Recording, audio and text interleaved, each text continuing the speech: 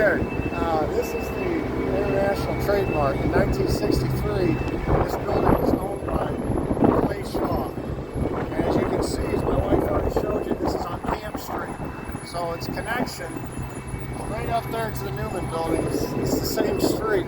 It's about a 5-block walk, very easily accessible from the International Trade Mart to the Newman building. Now, this International Trade Mart was extremely important in 1963 because it controlled all the trade coming and going from Latin America down the waterfront. And that was the big business at that time. Of course, Clay Shaw was the mover and shaker. He owned this building.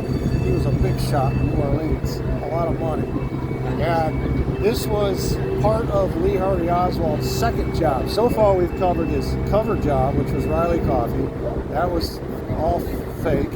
His first job every morning was to report to the Newman building and find out what anti-Castro activities he was supposed to participate in with respect to Operation Mongoose. And that was official CIA business. That sheep-dipped him as an anti-Castro agitator in case they want to assassinate Castro.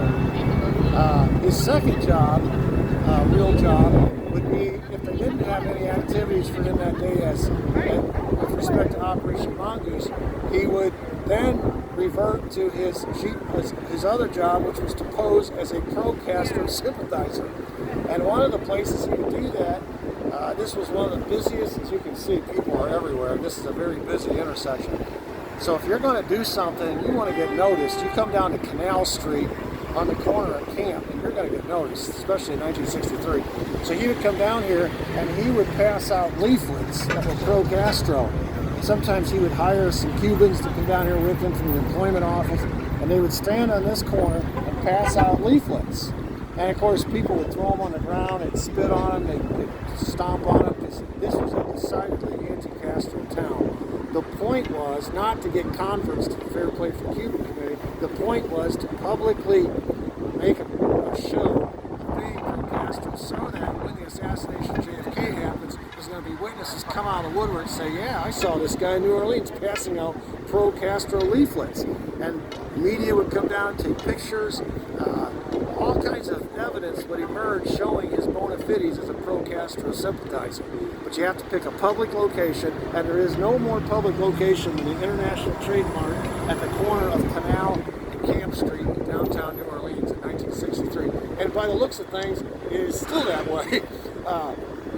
By the way, on August 16th, 1963, this is shortly before he leaves New Orleans. This is the day that he came down. There are photographs of him passing out leaflets right on this very corner on that day. The incident was actually filmed by WDSU. We're going to take you to WDSU headquarters here in a little bit. It's a local TV station, and there was an altercation right here, and so they came down and caught it on TV cameras, which was exactly the point. Okay, so this is job 2.